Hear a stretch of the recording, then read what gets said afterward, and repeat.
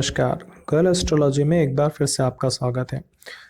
जैसा कि हमारे पूर्व के वीडियोस में हम बता चुके हैं कि वास्तविकता में आपकी कुंडली में जो भी ग्रह दिखाई देते हैं वह आपके पूर्व जन्म के संचित कर्मों का ही फल होता है। किंतु इसके अतिरिक्त कुंडली में एक ग्रह ऐसा भी होता है जो यह बताता है कि पिछले जन्म में आपकी ऐसी कौन सी इच्छाएं अधूरी रह गई थी, जिन इच्छाओं के कारण आप इस धरती पर अवतरित हुए हैं या आपने जन्म लिया है। किंतु इस बात को समझने के पूर्व हमें इस बात को समझना होगा कि वास्तविकता में यह ग्रह होते क्या हैं, इन ग्रहों का क्या कार्य है हमारी जिंदगी में।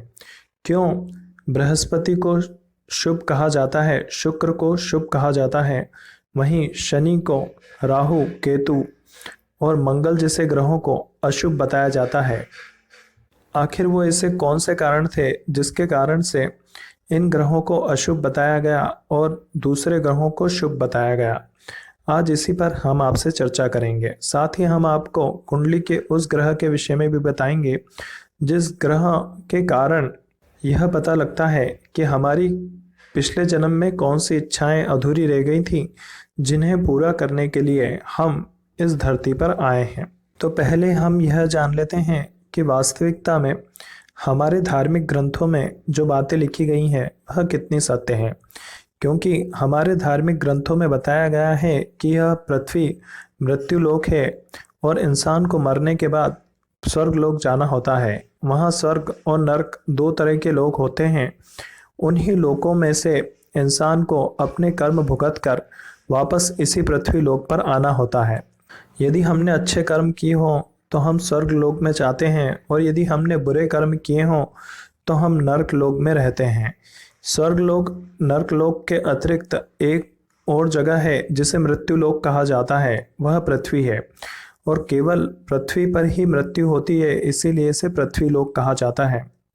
इसी कथन की पुष्टि भगवत गीता के श्लोक से भी होती है, जिसमें भगवान श्री कृष्ण अर्जुन से कह रहे हैं कि हे अर्जुन, इस जन्म के पूर्व तेरे और मेरे हजारों जन्म हो चुके हैं। यह अलग बात है कि तू उन सारे जन्मों को नहीं जानता, किंतु मैं जानता हूँ। इसका अर्थ यही होता है कि हम इस धरती पर पुनः पुनः आते रहते हैं और हमारे इच्छाओं की पूर्ति के लिए हम प्रयास करते रहते हैं, किंतु हमारी इच्छाएं पूर्ति नहीं होने के कारण हम अपने जीवन काल में अब दूसरे बुरे कर्म करते हैं और कुछ अच्छे कर्म करते हैं। इस कारण से हमें जब उन कर्मों का फल भुगतना होता है तो हमें वापस इसी धरती पर भेज दिया जाता है। इसी कथन को आज हम ज्योतिषी दृष्टि से सिद्ध करने का प्रयास करेंगे।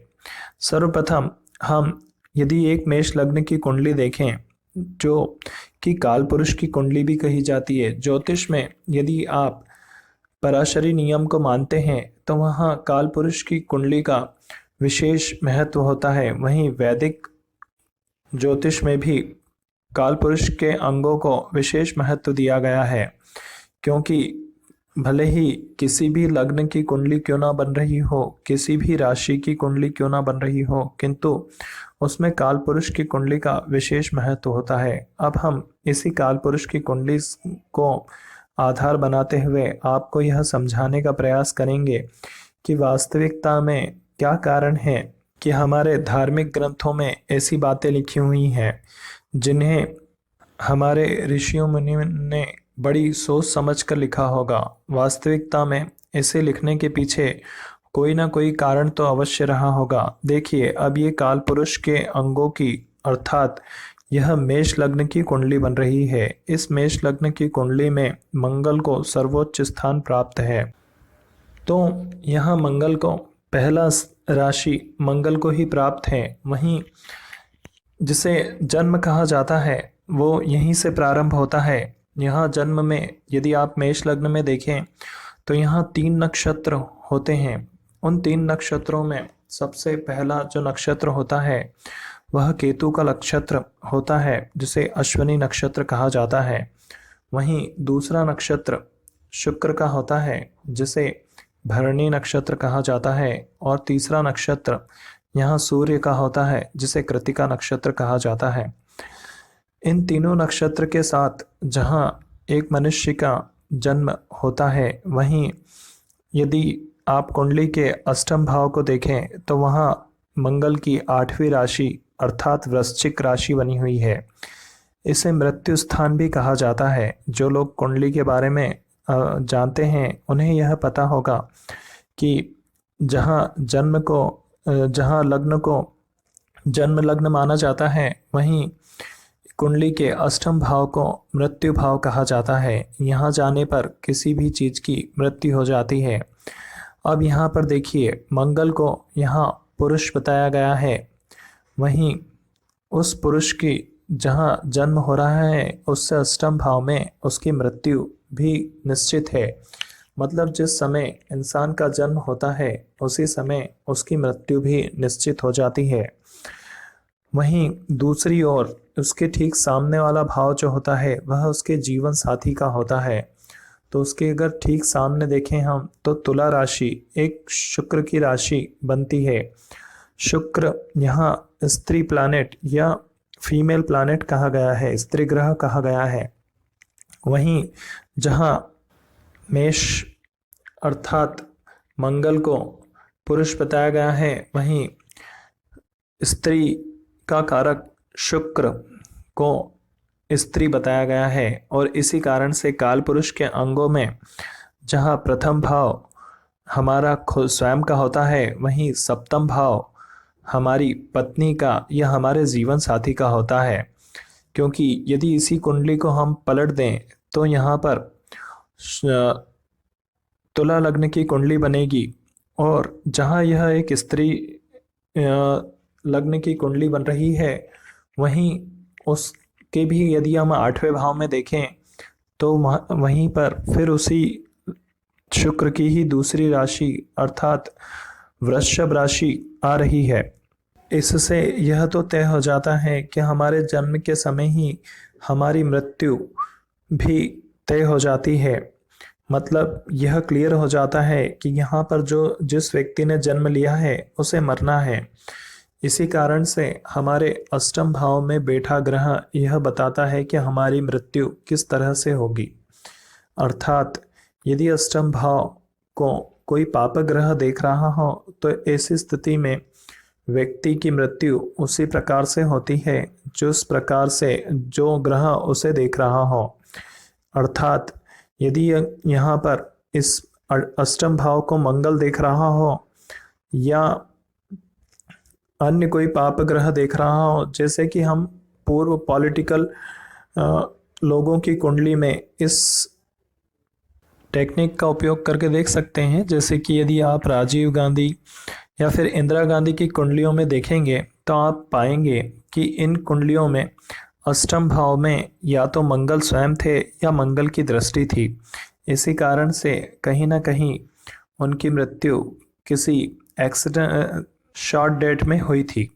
वहीं यह होता है कि नॉर्मली अगर किसी जातक की कुंडली में अष्टम भाव में यदि मंगल हो तो उसकी भी मृत्यु किसी एक्सीडेंट में या आपराधिक कारणों के कारण होती है। क्योंकि हम रोड एक्सीडेंट जिन लोगों के होते हैं, यदि उनकी ज़्यादातर लोगों की कुंडलियां देखें तो उनके अष्टम भाव में आपको मंगल मिलेंगे। इसी कारण से आपकी कुंडली के अष्टम भाव यह प्रदर्शित करता है कि कुंडली में जातक की मृत्यु किस प्रकार से होगी। तो यह तो तय हो गया कि जातक की मृत्यु जो भी होगी वह उसकी कुंडली के अष्टम भाव से पता चल जाती है। अब यह ग्रह शुभ और अशुभ क्यों होते हैं, इसे भी आज माध्यम से पता लगाने का प्रयास करते हैं। यदि आप पाराशरी को पढ़ें, बृहत पाराशरी को पढ़ें, तो वहाँ स्पष्ट लिखा है कि सूर्य और चंद्रमा जो हैं वह रॉयल प्लैनेट कहे गए हैं। सूर्य को राजा, वहीं चंद्रमा को रानी बताया गया है। सूर्य जो होता है वह एक रॉयल प्लैनेट होता है। यह इस तरह से आप समझ सकते हैं कि सिंह लग्न की कुंडली जिनकी बनती है या फिर ऐसी कुंडलियां जिनमें सूर्य मित्र राशि में लग्न में ही बैठे हुए हों, ऐसे लोगों के साथ आप अक्सर देखेंगे कि यह कोई भी गलत काम करने से पहले 2 बार सोचते हैं, अर्थात यह कभी भी किसी भी गलत काम को करने में अपनी दिलचस्पी नहीं दिखाएंगे, क्योंकि सूर्य राजा है। वहीं आमतौर पर इन लोगों सिंह लग्न या सिंह राशि वालों के साथ आमतौर पर ऐसा होता है कि ये स्वयं के स्वाभिमान और दूसरों के हितों के लिए लड़ना पसंद करते हैं। यह एक राजा की ही भांति हमेशा सच का साथ देना पसंद करते हैं, फिर भले ही वह व्यक्ति इनके परिवार का हो अथवा ना हो। वहीं आमतौर पर ऐसे लोग चाय या बीड़ी, सिगरेट, शराब जैसी वस्तुओं का सेवन नहीं करते हैं। बीड़ी, सिगरेट, शराब तो खराब वस्तुएं हैं, किंतु इसके अतिरिक्त यह चाय भी पीना पसंद नहीं करते हैं। मतलब कहीं ना कहीं इनके अंदर आपको वह रॉयल्टी दिखाई देगी। वहीं दूसरी ओर चंद्रमा को रानी कहा गया है। रानी जो होती है वह आप सभी जानते हैं कि रानी इमोशनली बहुत ज़्यादा अटैच्ड होती हैं हर चीज़ से। तो यहाँ चंद्रमा भी आपके इमोशंस को कंट्रोल करता है, अर्थात आपकी कुंडली में चंद्रमा की राशि जहाँ कहीं भी होगी, वह स्थान, वह भाव आपके लिए कहीं ना कहीं भावनात्मक तौर पर बहुत महत्व रखता है। इसी कारण से कालपुरुष के अंगों में इसे चौथा भाव दिया गया है, जो आपके सुख का होता है, जिससे इंसान ताउम्र इमोशनली या भावनात्मक रूप से अटैच्ड या जुड़ा हुआ रहता है। इसी कारण से इसे माता का भी स्थान कहा जाता है, क्योंकि इंसान सबसे पहले जब आँख खोलता है तो अपनी माता को देखता है, तो कहीं ना कहीं जीवन के अंतिम क्षण तक वह अपनी माता के प्रति स्नेह और प्रेम भाव रखता ही है। इसी कारण से इस भाव को माता का भाव भी कहा जाता है, क्योंकि वह भावनात्मक रूप से उसी से जुड़ा होता है। तो यहाँ सूर्य और चंद्र जहाँ रॉयल प्लैनेट कहे गए हैं, वहीं यहाँ पर बृहस्पति को गुरु बताया गया है। सूर्य बृहस्पति की सहमति से ही प्रत्येक कार्य करना पसंद करते हैं, क्योंकि बृहस्पति केवल शुभ कार्य ही करता है। वह कभी भी किसी भी कार्य को गलत तरीके से करने में पक्ष में नहीं होता है। इसी कारण से सूर्य उन्हें अपना राज्य गुरु मानते हैं, क्योंकि सूर्य के अपने भी कुछ नियम, कायदे, कानून होते हैं। वहीं इमोशंस या भावनाएं कभी भी सही और गलत में फ़र्क नहीं करती हैं। हमेशा भावनाएं जो होती हैं वह केवल अपना हित चाहती हैं। उन्हें इस बात से कोई मतलब नहीं है कि वह वस्तु उन्हें किस प्रकार से प्राप्त हो रही है, क्या उनके लिए किसी को दुख मिल रहा है अथवा नहीं मिल रहा है, उससे उन्हें कोई लेना देना नहीं होता है। किंतु गुरु उस कार्य को नहीं करने देते हैं जिससे किसी को दुख पहुँचे, और उस कार्य को नहीं कर देने के कारण ही इमोशंस या हमारी भावनाएं आहत हो जाती हैं। और इसी कारण से रानी यानी चंद्रमा जो होती हैं वह शुक्र का पक्ष लेती हैं, क्योंकि यहाँ पर शुक्र जो है वो दैत्य गुरु हैं। उन्हें एक ही कार्य आता है कि किसी भी कार्य को ये इनके इन प्रकार किसी भी तरह से सिद्ध करना है। इसी कारण से शुक्र जो होते हैं वो सबसे मित्रता रखते हैं। वह केवल सूर्य से शत्रुता रखते हैं, क्योंकि सूर्य से शत्रुता रखना उनकी मजबूरी है। यहाँ एक और जहाँ उन्हें रानी के करीब रहना है, तो कहीं ना कहीं सूर्य से शत्रुता रखना अनिवार्य है। वहीं दूसरी ओर उन्हें सूर्य से शत्रुता रखकर यह भी है कि वह चाहती है कि हमेशा राजा का बेटा ही राजा बने, बल्कि शुक्र का यह मानना है कि जो योग्य होगा वही राजा बनेगा। इसी कारण से शुक्र दैत्यों का साथ देते हैं।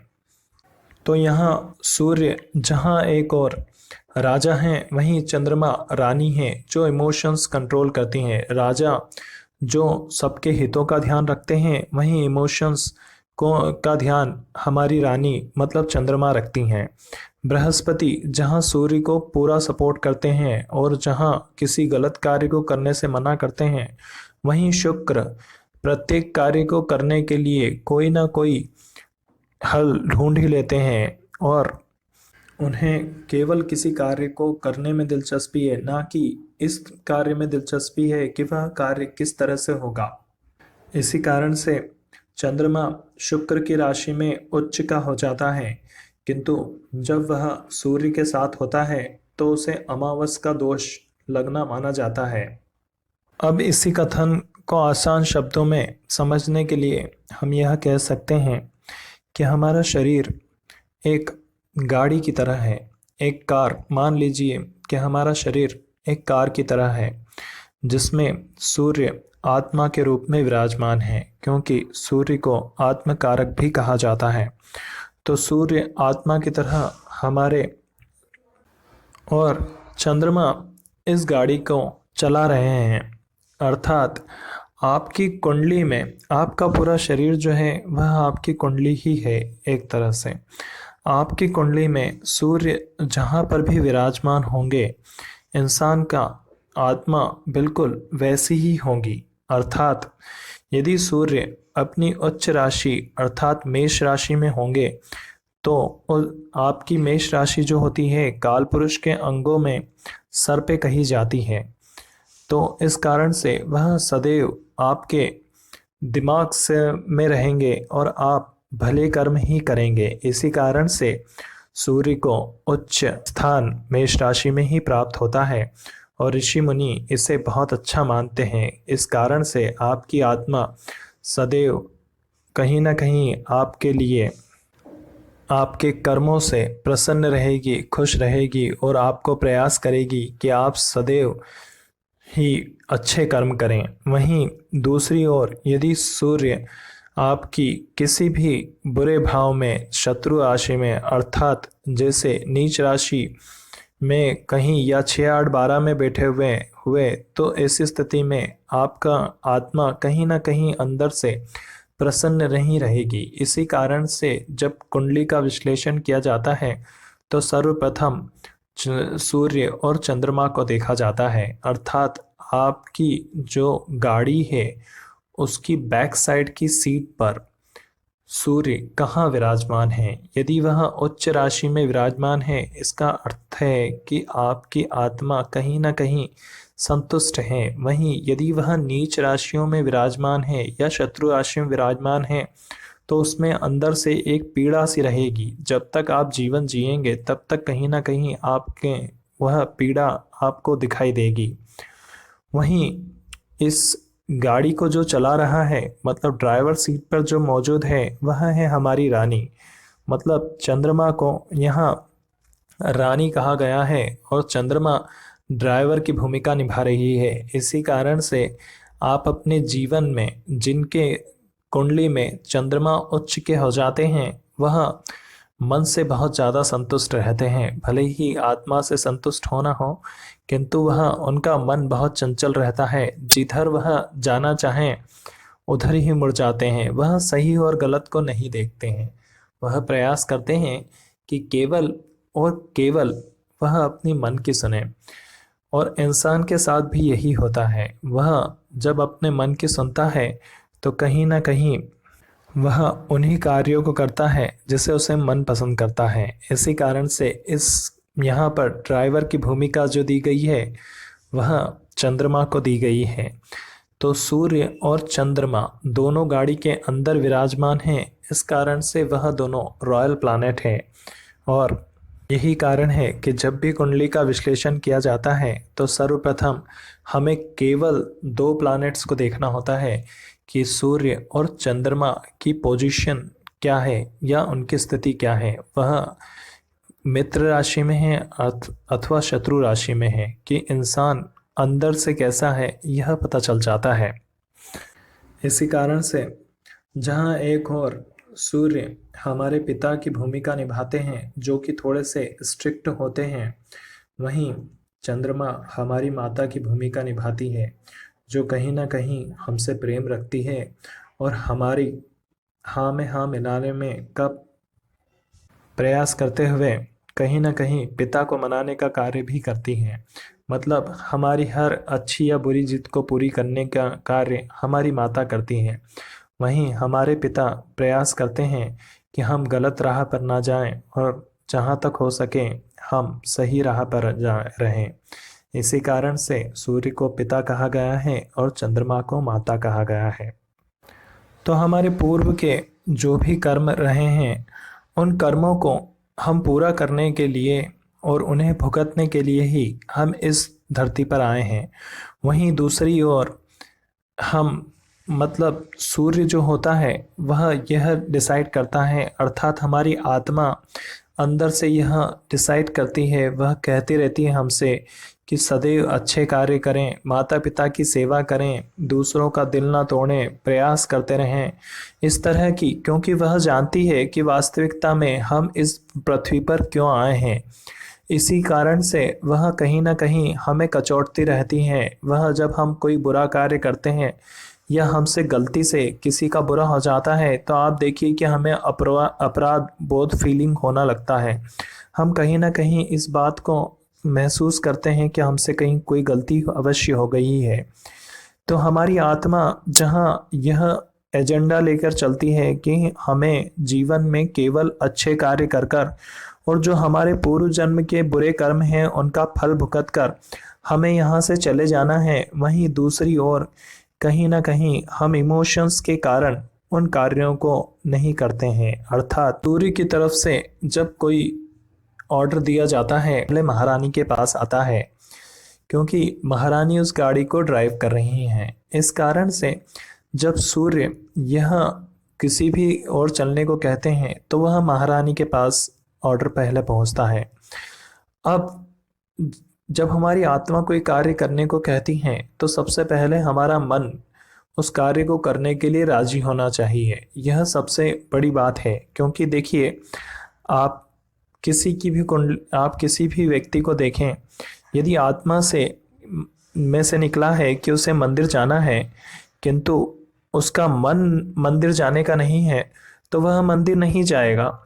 इसका अर्थ यह हुआ कि कहीं ना कहीं कार्य तो हमारी आत्मा का ही है किंतु उसे करना मन को पूरा है, और इसी कारण से इंसान उन कार्यों को नहीं करता जिनमें उसका मन जो है स्वयं सहमति ना दे दे। और यही कारण है कि इंसान अच्छे से ज़्यादा बुरे कर्म जब करने लग जाता है तो कहीं ना कहीं उसकी आत्मा अंदर ही अंदर उसे कचौंधती रहती है। तो जब भी कोई व्यक्ति कोई कार्य करना चाहता है तो सबसे पहले उसकी आत्मा में से वह चीज़ आती है कि वह उसे कौन सा कार्य करना है, और यदि उसका मन उस चीज़ के लिए सहमति देता है तो इंसान फिर उस कार्य को करने के लिए प्रयास करता है। अब यहाँ पर मंगल एक्टिवेट होता है, क्योंकि मंगल को जो होता है वो रक्त का कारक, साहस का कारक और मजबूती का कारक कहा जाता है। मतलब किसी भी कार्य को करने के लिए जो शक्ति चाहिए होती है वह मंगल से प्राप्त होती है। तो इसी कारण से मंगल को सेनापति भी कहा जाता है। ग्रहों में मंगल को सेनापति का स्थान दिया गया है, क्योंकि हमारा संपूर्ण शरीर हमारे खून के भाव के अनुसार ही चलता है। इसी कारण से यह माना जाता है कि जिन लोगों का खून ठंडा होता है वह किसी भी कार्य को करने के लिए सक्षम नहीं होते हैं, वहीं गर्म खून वाले उसी कार्य को बहुत जल्दी कर देते हैं। तो यहाँ मंगल जो है वो सेनापति का कार्य कर रहे हैं, और इसी कारण से मंगल चतुर्थ राशि अर्थात चंद्रमा की राशि में जाकर नीच राशि में बैठ जाते हैं। अर्थात वहाँ एक तो ठंडक बहुत होती है, दूसरा सेनापति का महारानी से कोई कार्य नहीं है। इस कारण से यदि किसी मजबूत सेनापति को जो कि कई सारी लड़ाइयाँ लड़ चुका हो उसे किसी रानी के दरबार में एक दरबान की तरह खड़ा कर दिया जाए तो इससे ज़्यादा बुरी बात और क्या होगी। इसी कारण से जब मंगल कर्क राशि में आते हैं तो वह नीच राशि में कहे जाते हैं। वहीं जहाँ शनि एक और कर्म के कारक हैं, तो जब मंगल मकर राशि में होते हैं तो वहाँ उन्हें कार्य करना है। इसी कारण से मंगल को मकर राशि बेहद पसंद है और साथ ही साथ वहाँ मंगल उच्च के कहे जाते हैं। इसी कारण से यदि आपके शरीर का इम्यून सिस्टम जो होता है, मतलब जो शरीर का तंत्र होता है, यदि वह किसी कारण से फेल हो जाए या फिर असफल हो जाए, किसी भी कारण से आप बीमार हो जाएं, तो आप देखते हैं कि आप किसी भी कार्य को करने के लायक नहीं रहते हैं। अब आपकी कुंडली में बुध को देखिए। बुध को जहाँ एक और राजकुमार की पदवी दी गई है, क्योंकि हम यदि एस्ट्रोलॉजी की बुक्स पढ़ें तो हमें पता चलता है कि हमारे ज्योतिष शास्त्र में बुध को राजकुमार कहा जाता है। और राजकुमार क्या होता है, आप कल्पना कीजिए एक राजकुमार की जिसके पास बहुत सा धन होगा। राजकुमार अर्थात उसे राजा की हर वो संपत्ति प्राप्त होगी जो जिसे वह भोगेगा। उसके पास बेतहाशा दौलत होगी और वह कोई रिस्पॉन्सिबिलिटी, कोई उत्तरदायित्व तो नहीं होगा। राजकुमार अपनी इच्छा से जहाँ जाना चाहे वहाँ जा सकेंगे। वह अच्छे लोगों में हो या बुरे लोगों में, उन्हें उससे कोई फर्क नहीं पड़ता, क्योंकि वह राजकुमार हैं और वह छोटे हैं। वहीं दूसरी ओर जब राजकुमार को हम शिक्षा अध्ययन के लिए भेजते हैं तो वहाँ उन्हें तकलीफ अवश्य होती है। इसी कारण से बुध गुरु की मीन राशि में जाकर नीच राशि में हो जाते हैं, क्योंकि शिक्षा ग्रहण करना किसी भी बालक को बिल्कुल भी अच्छा नहीं लगता है। इसी कारण से बुध का स्वभाव दूसरों से थोड़ा सा अलग है। तो आपकी कुंडली में जहाँ भी बुध बैठे हैं वह आपका रिसोर्स है, मतलब वह आपकी संपत्ति है।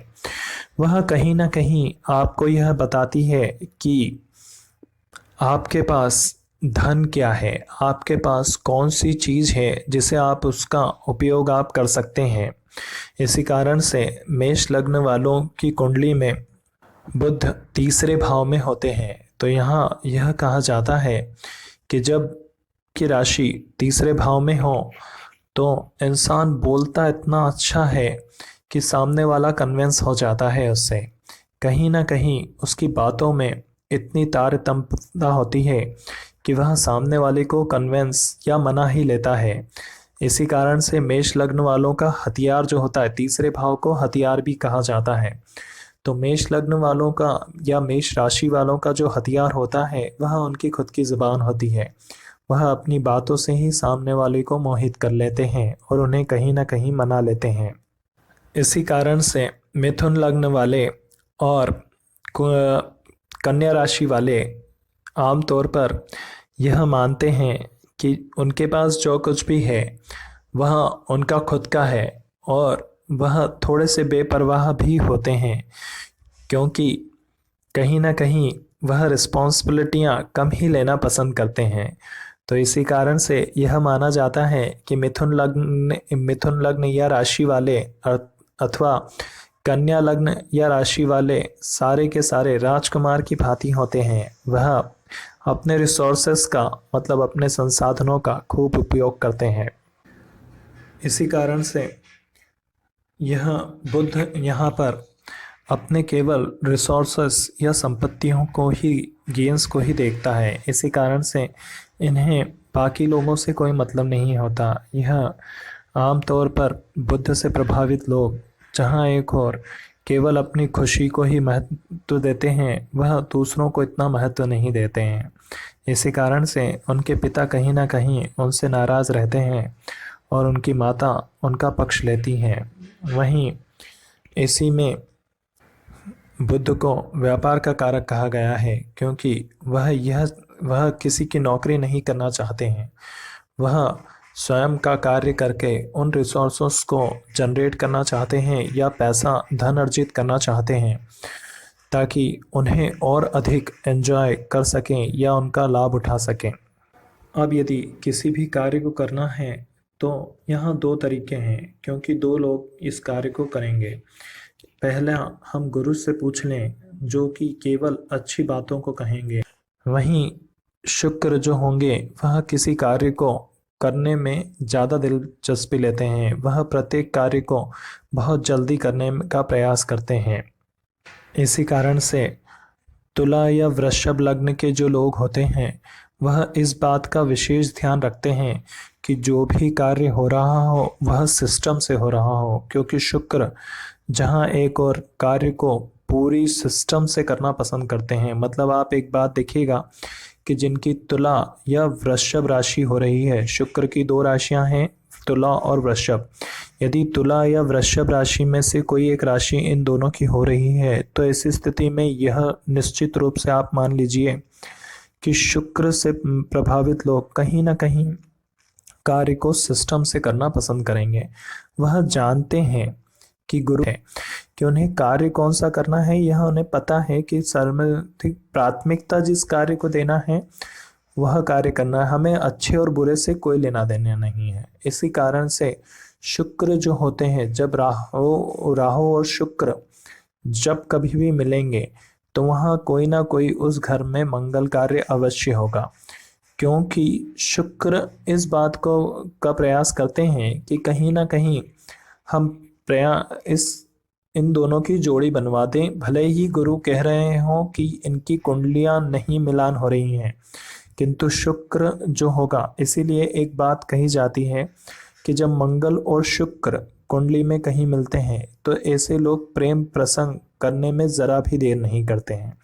यहाँ प्यार अंधा होता है वाला कॉन्सेप्ट पूरी तरह से लागू होता है, क्योंकि ऐसे लोग जिनकी कुंडली में मंगल और शुक्र मिल जाते हैं, मंगल जहाँ एक और साहस होता है, वहीं शुक्र जो होता है वह किसी कार्य को तुरंत कर देने में विश्वास अधिक रखता है। इसी कारण से सप्तम भाव में जब मंगल और शुक्र की युति होती है तो कुंडली में इसे अच्छा नहीं माना जाता, क्योंकि सप्तम भाव जो होता है वह कहीं ना कहीं फिजिकल रिलेशनशिप या शारीरिक सुख का होता है। इसी कारण से मंगल और शुक्र का जो होता है वह सप्तम भाव, अष्टम भाव और द्वादश भाव जो शयन सुख का होता है उसमें भी यह युक्ति पसंद नहीं की जाती।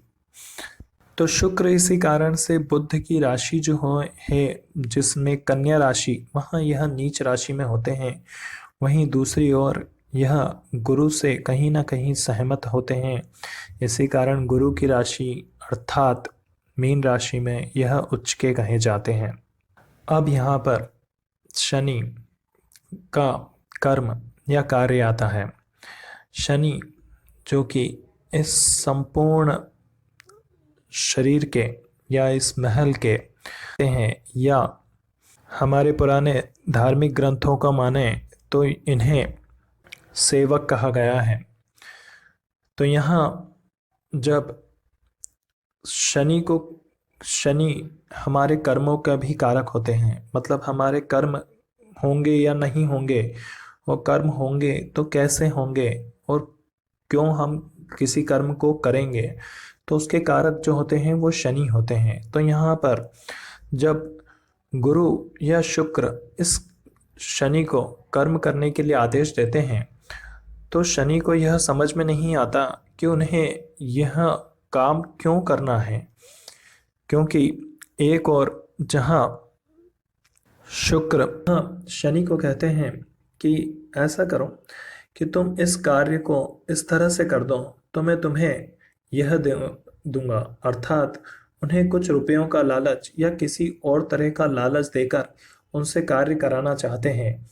वहीं दूसरी ओर गुरु यह कहेंगे कि जब तुम्हें यह कार्य करना ही होगा क्योंकि यह तुम्हारा उत्तरदायित्व है, तो अब जब दो लोग एक व्यक्ति से एक कार्य करने के लिए कहेंगे तो कहीं ना कहीं वह व्यक्ति भी सोचेगा कि मैंने पूरा अपना जीवन इन लोगों की सेवा में बिता दिया है, तो ऐसी स्थिति में मुझे अपने कर्मों से क्या लेना देना।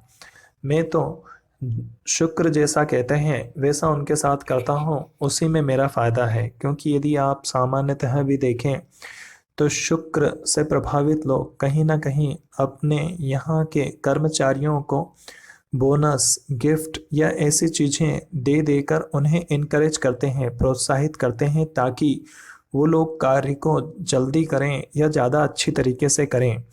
वहीं जो गुरु से या शनि से प्रभावित लोग होते हैं, आमतौर पर उनका यह मानना होता है कि उनके यहाँ के कर्मचारी जो सैलरी लेते हैं उनमें उनको इस कार्य को करना उनकी रिस्पॉन्सिबिलिटी या उत्तरदायित्व है। इसी कारण से उन्हें यह कार्य करना चाहिए। और अक्सर गुरु से या शनि से प्रभावित लोग ऐसे अपने यहाँ के कर्मचारियों को इनकरेज करने की या प्रोत्साहित करने का प्रयास नहीं करते हैं, जबकि आमतौर पर वह जो होते हैं वह यही मानते हैं कि भाई सामने वाला पैसा ले रहा है, मैं उसे हर महीने सैलरी दे रहा हूँ, तो फिर मैं उसे अलग से कोई पैसा क्यों दूंगा या अलग से गिफ्ट क्यों दूंगा। उसने ये काम किया तो उसको करना ही था, उसमें क्या है, उसको इस काम के लिए ही तो रखा है। वहीं शुक्र कहीं ना कहीं उस कार्य को करने के लिए उसे शाबाशी देंगे, उसे प्रमोशन देंगे, उसे प्रोत्साहित करेंगे,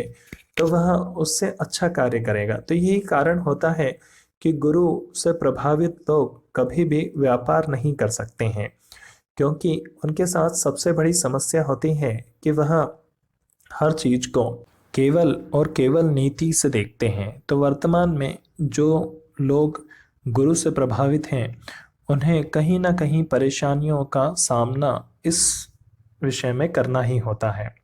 तो इसी कारण से इंसान जीवन भर कहीं ना कहीं धन के पीछे दौड़ लगाता रहता है, भागता रहता है। और इस कारण से वह जहाँ एक और शुक्र से प्रभावित होता है, वहीं क्योंकि शुक्र उसे बताते हैं, शुक्र ही उसकी शादी कराते हैं। यदि आप देखेंगे तो जो शुक्र होते हैं वो विवाह के कारक होते हैं। शुक्र जो होते हैं वो कहीं ना कहीं आपकी फैमिली के कारक होते हैं। शुक्र आपके एंजॉयमेंट के कारक होते हैं। शुक्र ही हैं जो आपको किसी चीज़ से बांधे रखते हैं। शुक्र जो है वो कहीं ना कहीं आपके इमोशंस कंट्रोल करते हैं। आप स्वयं भी यही मानते हैं कि यदि जीवन में धन हो तो हम प्रत्येक कार्य को, जीवन को बड़ी आसानी से जी सकते हैं, इस लाइफ को बहुत एंजॉय कर सकते हैं और इस लाइफ में प्रत्येक सुख को पा सकते हैं। क्योंकि आज वर्तमान युग में, पूर्व के युग में भी और आज वर्तमान युग में भी, जहाँ एक और लोगों ने अपने मूल सिद्धांत को, मूल कर्म को भुला दिया है कि वह इस पृथ्वी पर क्यों आए हैं, आखिर किस कारण से वह आए हैं, उसको भूलकर वह कहीं ना कहीं अपना पैसा, अपनी कल्चर, अपनी सोसाइटी, अपनी फैमिली, अपना धन, अपनी संपत्ति में ही उलझ कर रह गए हैं। वह यह तो जानते ही नहीं कि उनकी आत्मा क्या कहना चाह रही है। उनकी आत्मा भले ही उन्हें दिन में एक बार अवश्य याद दिलाती है कि उनका मूल कर्म क्या है, किंतु वह फिर उसे भूलकर और अपने इमोशंस के चलते, कहीं ना कहीं अपनी भावनाओं के चलते, कहीं ना कहीं उन मकानों को, उन गाड़ियों को, उन पैसों को, उन फैमिली को, उन स्टेटस को ही फॉलो करने लग जाते हैं। वह कहीं ना कहीं शुक्र से पूरी तरह से प्रभावित हो जाते हैं और अपने कर्मों को खराब कर लेते हैं। जबकि वास्तविकता यदि देखी जाए तो हम इस धरती पर, हमें ये शरीर सिर्फ इसलिए मिला है ताकि हम हमारे पिछले जन्म के जो बुरे कर्म थे उन्हें कहीं ना कहीं खत्म कर कर, उन्हें भुगत कर और वापस चले जाएं। यह इसी तरह से है कि आपको किसी जगह पर, आपने बिग बॉस तो कई बार देखा होगा, माफ़ी चाहूँगा मैं इस बार यहाँ पर बैठकर इस तरह की बात कर रहा हूँ, किंतु आपने बिग बॉस तो अवश्य देखा होगा। बिग बॉस में आपने देखा होगा कि कुछ लोगों को एक घर में रख दिया जाता है। क्या वह घर उनका खुद का है? क्या वह वहाँ जीवन भर रहना है उन्हें? नहीं। इसी तरह आपको भी आपके कर्म भुगतने के लिए इस पृथ्वी पर रखा गया है कि आप केवल अपने कर्म भुगतें और वापस चले जाएं। बिग बॉस में भी कुछ लोगों को इकट्ठा कर कर एक घर में बंद कर दिया जाता है जहां से वह बाहर नहीं निकल सकते। आप इस पृथ्वी से भी बाहर नहीं निकल सकते। उन्हें वहां कुछ एक निश्चित समय अवधि बितानी होती है। इसी तरह आप भी, अगर आपका जीवन देखें तो आपको भी कुछ 60-70 साल, 80 साल का कुछ जीवन इस धरती पर बिताने के लिए आप आए हैं। तो क्या आप यहीं रहेंगे? आप क्या करोड़ों साल तक रहेंगे? नहीं, आप नहीं रहेंगे। आप केवल अपने कर्म करने के लिए आए। जिस तरह से बिग बॉस में जब आप देखकर हंसते हैं उन्हें कि वह किस तरह से लड़ रहे हैं चीज़ों के लिए, जबकि वह सिर्फ कुछ दिनों के लिए लेने आए, इसी तरह आप भी हैं इस पृथ्वी पर, केवल कुछ समय बिताने आए हैं आप। तो इंसान कहीं ना कहीं अपने मूल उद्देश्यों को भूलकर और अपनी भावनाओं में बहकर और बुरे कर्मों में लिप्त हो जाता है, और इंसान जीवन भर इसी जद्दोजहद में लगा रहता है कि वह किसकी सुने। क्या वह अपने धार्मिक ग्रंथों की या अपने उस आत्मा की सुने, या फिर वह उनकी सुने जो उसके इमोशंस हैं, उसकी भावनाएं हैं, उनकी सुने। इन दोनों के बीच में सैटर्न कहीं ना कहीं कंफ्यूज हो जाता है, क्योंकि आपके कर्म जो हैं वह सैटर्न है। तो आपका सैटर्न आपकी कुंडली में जहाँ भी होगा उस तरह के आपके कर्म होंगे। तो जहाँ एक और वह इन दोनों के बीच में कहीं ना कहीं कंफ्यूज हो जाता है कि वह गुरु की सुने कि शुक्र की सुने, तो वह डिप्रेस्ड हो जाता है, या फिर यूं कहें कि वह अवसाद में घिर जाता है। और जब वह डिप्रेशन में चला जाता है तो आम तौर पर आपने देखा होगा कि जिन लोगों के कुंडली में सूर्य और चंद्रमा खराब हो गए हैं और उनका लग्न कहीं ना कहीं पाप कतरी दोष में है, अथवा उसमें कहीं उस पर कोई पाप प्रभाव पड़ रहा है, तो वह निश्चित तौर पर अल्कोहल या सिगरेट, शराब जैसी या ड्रग्स लेने लगते हैं। आमतौर पर यही माना जाता है, क्योंकि अब देखिए यहाँ पर केतु का कार्य शुरू होता है। यदि आप हमारे धार्मिक ग्रंथों को देखें तो उसमें स्पष्ट बताया गया है कि केतु का सर नहीं है, उसकी केवल सोल है, उसकी आत्मा है और उसका शरीर है। तो और वह एक छद्म प्लानेट है। यहाँ पर भी गौर कीजिएगा कि कई सारी हमारी जो क्लासिकल टेक्स्ट हैं, मतलब हमारे जो पुराने धार्मिक ग्रंथ हैं, उनमें यह बात स्पष्ट रूप से लिखी हुई है कि राहु और केतु वह छाया ग्रह हैं, मतलब वह दिखाई नहीं देते, और इंग्लिश में इन्हें स्मोकी प्लानेट भी कहा जाता है। तो कहीं ना कहीं वह भ्रम है।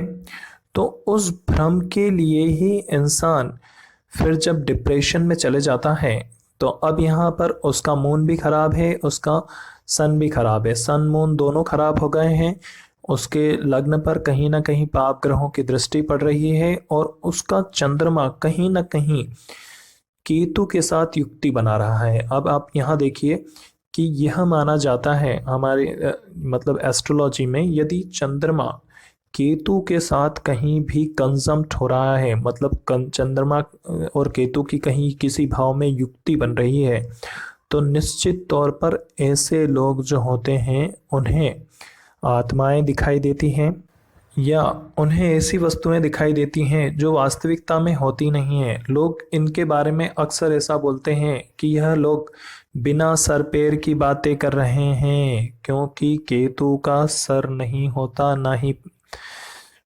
मतलब केतु किसी तरह नहीं होता है, केतु सिर्फ एक छाया ग्रह है। तो इन लोगों को भी इसी तरह की बातें मिलती। आप यदि किसी मेंटली, मतलब आप ऐसे लोगों की जो कि दिमागी रूप से असक्षम हो, आप इनकी कुंडलियां देखें तो आपको स्पष्ट दिखाई देगा कि वहाँ कहीं ना कहीं सूर्य और चंद्रमा जो है वह खत्म हो चुके हैं, वह किसी न किसी कारण से परेशानी में है।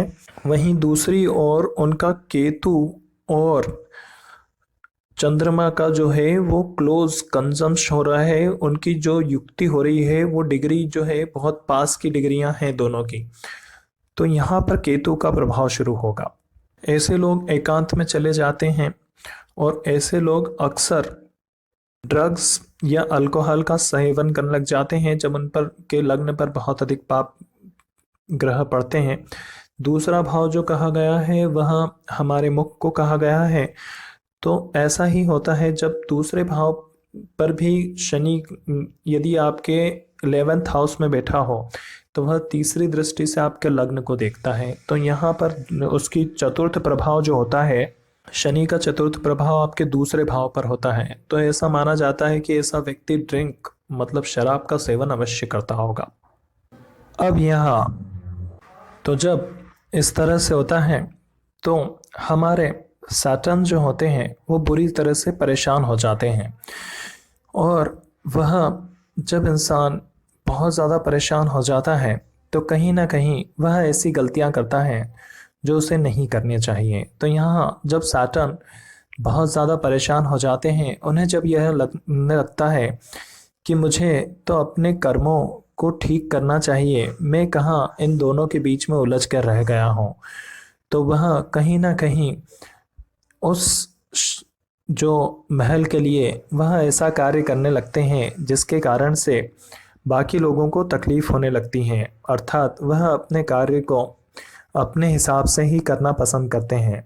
और यहीं शुरू होता है सैटर्न का जीवन में तकलीफ़ों का सफ़र। अब यहाँ जब सैटर्न जब यह देखते हैं कि इंसान अपने वास्तविक कर्म को ना कर कर बल्कि दूसरे कर्मों में ही लगा हुआ है, तो वह इंसान को दुख देना प्रारंभ करते हैं। इसी कारण से सैटर्न को जहाँ एक और दुख का और शोरों का कारक कहा गया है, वहीं अंधेरे का कारक भी सैटर्न मतलब शनि को ही कहा गया है, क्योंकि वही आपके इस चक्र को तोड़ने का प्रयास करते हैं। वह कोशिश करते हैं कि कहीं ना कहीं इंसान को दुख देकर यह कोशिश की जाए कि वह अपने मूल कर्मों में वापस लिप्त हो जाए, ना कि इन कर्मों में लगा रहे। अर्थात जब आपने कई बार सुना होगा कि इंसान को 7.5 आती है, या फिर शनि जो होते हैं, जैसे ही शनि की दशा या अंतरदशा उसकी कुंडली में प्रारंभ हुई, वह बहुत परेशान हो गया। वह बहुत, जबकि उसके पहले उसका व्यापार अच्छा चल रहा था, वह कई बार विदेश यात्रा कर चुका था, वह अच्छे से खा पी रहा था, उसने कई सारे बंगले बना लिए थे। शनि की दशा आई और वह सब बिक गए, वह ऐसा हो गया। अब यहाँ देखिए, शनि और चंद्रमा अगर मिलते हैं तो इसे विष योग कहा जाता है। उसके पीछे कारण यही होता है कि उस व्यक्ति के शुभ कर्म समाप्त हो चुके हैं और अब उसे जो कर्म मूल रूप से करना है वह उसे पता होना चाहिए। इसी कारण से लोग अक्सर जब शनि की दशा, महादशा या फिर शनि की 7.5 आती है तो बहुत ज़्यादा डरते हैं। वह प्रयास करते हैं कि यह उनके जीवन काल में कभी ना आए। कारण यही होता है कि उन्हें तो इस मृत्युलोक में ही रहने में बड़ा आनंद आ रहा है और वह यहीं पर सारा धन इकट्ठा कर रहे हैं। तो इसी कारण से जहाँ एक और शनि इंसानों के लिए कहीं ना कहीं यह सोचते हैं कि जहाँ एक और शनि को सबसे ज़्यादा खराब बताया जाता है, मतलब हमारे आज तक के अनुभव में हम जितने भी ज्योतिषों से मिले हैं या जितने भी लोगों को आज तक हमने सुना है, लगभग सभी सबसे खराब प्लानेट बताया जाता है। वहीं वास्तविकता में शनि इतने बुरे भी नहीं हैं, क्योंकि शनि आपका उस भ्रम को तोड़ना चाहते हैं जो आप इस ज़िंदगी के साथ लगा कर बैठे हैं, और जो आप अपनी पर्सनल वस्तुओं या व्यक्तिगत वस्तुओं के साथ लगा रहे हैं। वहीं शनि आपको याद दिलाना चाहते हैं, क्या आप इस जीवन में केवल और केवल अपने कर्मों का भुगतान करने के लिए आए हैं, इसलिए कहीं ना कहीं अच्छे कर्मों को करने का प्रयास कीजिए। यह जीवन केवल आपको इन कर्मों को जो है समाप्त करके और आपको स्वर्ग में स्थान देने के लिए है, ना कि नए बुरे कर्म करने के लिए है। इसी कारण से समय समय पर शनि आपकी राशियों में 7.5 के रूप में आते रहते हैं। वह कहीं ना कहीं चाहते हैं कि आप जो है अपने कर्मों में बदलाव करें। इसी कारण से जब शनि जो आपकी राशि के आसपास आते हैं तो आपको सावधान किया जाता है कि आपका बुरा समय शुरू हो गया है, इसलिए प्रयास कीजिए अपने अच्छे कर्मों को। यदि आपके अच्छे कर्म होंगे तो शनि आपको यहाँ परेशान नहीं करेंगे। अब कुछ लोग कहते हैं कि शनि जो होते हैं वो मृत्यु का कारक होते हैं, जबकि ज्योतिष इसके बिल्कुल विपरीत है। क्योंकि ज्योतिष में यह कहा जाता है कि यदि अष्टम भाव में शनि बैठें तो ऐसा व्यक्ति को दीर्घायु प्राप्त होती है। अर्थात शनि तो चाहते हैं कि आप इस धरती पर 500 साल तक जिएं। वो क्यों चाहेंगे कि आप मर जाएं? वह तो चाहते हैं कि आप इस धरती पर 500 साल तक जिएं और अपने कर्मों का पूरा भुगतान करके और फिर मरें।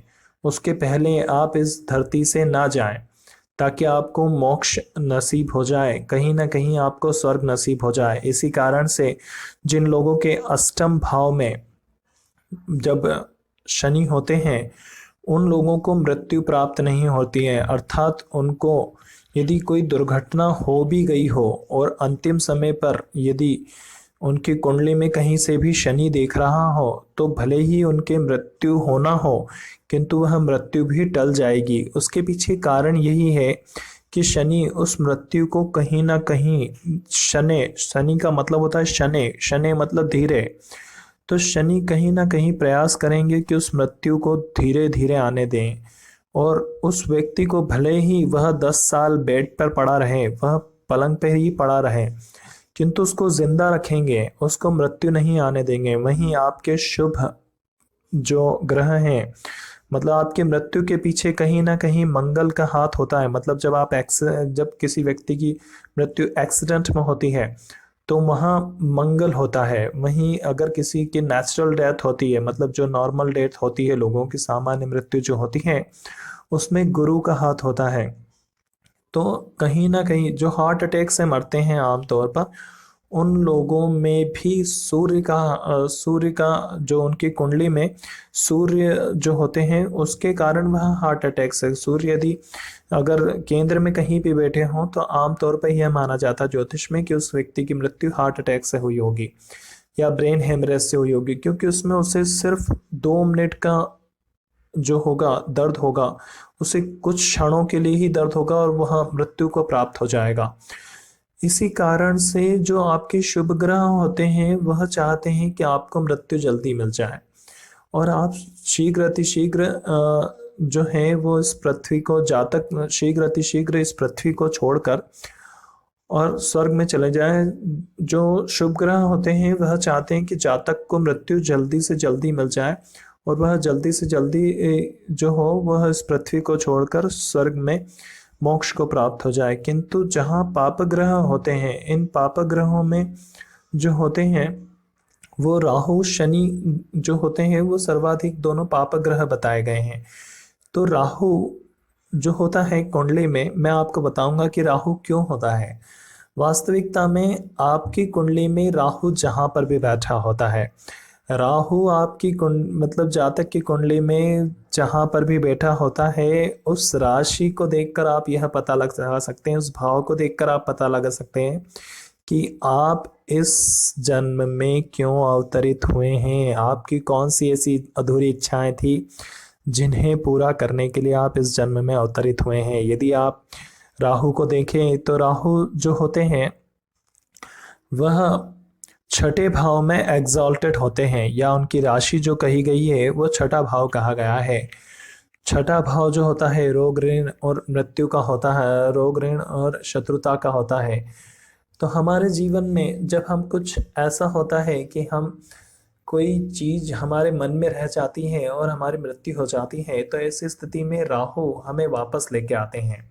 और राहु जहाँ एग्जॉल्टेड होते हैं, मतलब राहु जहाँ खुश होते हैं, वह जगह है, वह है जो है वह शुक्र की राशि है, जिसे 2 नंबर की राशि या संपदा, धन संपदा जो होती है आपकी आपकी काल पुरुष के अंगों में यह दूसरा स्थान, मतलब आपकी धन संपदा का स्थान जो होता है दूसरी राशि वृषभ राशि में राहु एग्जॉल्टेड होते हैं। वहीं राहु सबसे अधिक प्रसन्न जो रहते हैं वह 11वें भाव में। कहा जाता है ज्योतिष में एक और नियम है जिसमें कहा जाता है कि यदि 11वें भाव में कोई पाप ग्रह हो तो बहुत अच्छा होता है। उसके पीछे कारण यही होता है क्योंकि राहु जहाँ एक और आपको नई नई इच्छाएं देते हैं, नई नए ऑफर्स देते हैं, वहीं 11वां भाव जो होता है, यदि आप ज्योतिष में पराशरी नियम को पढ़ें तो वहाँ स्पष्ट बताया गया है कि 11वां भाव हर चीज को मल्टीप्लाई करता है, वह हर चीज को बढ़ाता है, उस चीज को बढ़ाने के लिए होता है। तो राहु यहाँ 11वें भाव में जाकर सबसे ज़्यादा प्रसन्न होते हैं, क्योंकि वह आपकी अच्छाओं को, आपकी आकांक्षाओं को बढ़ा सकें और आपको और अधिक इस पृथ्वी पर रोक सकें। तो जहाँ एक और राहु और शनि चाहते हैं कि आप इसी पृथ्वी पर रुके रहें, वहीं शुभ ग्रह चाहते हैं कि जातक जल्दी से जल्दी अपने समस्त कार्यों को से निवृत्त होकर वह वापस अपने मोक्ष को प्राप्त हो जाए। तो यहाँ यह ग्रह आपको परेशान करने के लिए नहीं है। वास्तविकता में जब कोई व्यक्ति की मृत्यु होती है तो उसे दुख होता है, उसकी आत्मा में उसे कहीं ना कहीं, आपने अक्सर सुना होगा कि उसे कहीं ना कहीं उन जीवन की वह अंतिम बातें याद आती हैं उसे। मैंने एक कहानी सुनी थी पहले कि एक व्यक्ति था जो कि जिसने जीवन भर बहुत मेहनत करी, उसने बहुत प्रयास करा और खूब सारा धन कमाया। जब उसके जीवन के अंतिम क्षण थे तो उसे हॉस्पिटल के एक बेड पर लेटा लेटा वह सोच रहा था कि मैंने जीवन में क्या करा, मैंने इतना पैसा कमाया और जीवन में इतना कुछ करा, इतने लोगों के साथ मैंने छल कपट करा, पर वास्तविकता में आज मैं इस बेड पर लेटा लेटा केवल अपने मृत्यु का इंतज़ार कर रहा हूँ। ना तो वो पैसा मेरे काम में आ रहा है, ना ही मेरे पावर्स, और ना ही मेरे परिवार वाले, क्योंकि वह इस समय केवल अपनी मृत्यु का इंतज़ार कर रहा था। तो इसी कारण से हमारी कुंडली में जो ग्रह हैं वह यह दर्शाते हैं कि वास्तविकता में हमने जन्म क्यों लिया है, क्या कारण है। और प्रयास कीजिए कि आप हमारे और अपने जीवन के उन उद्देश्यों को पूर्ति में अपना मन अधिक लगाएं। यह जो जीवन है यह हमें अपने कार्यों को पूर्ण, हमारे पूर्व जन्म के बुरे कर्मों का फल भुगतने के लिए हमें प्राप्त हुआ है। तो इसलिए कहीं ना कहीं प्रयास करें कि हमारे दूसरे कर्मों के साथ कुछ अच्छे कर्म भी किए जाएं, ताकि हमें जीवन में सुख शांति प्राप्त हो सके और हमें दोबारा इस धरती पर जन्म ना लेना पड़े। ईश्वर आपकी मदद करें। धन्यवाद।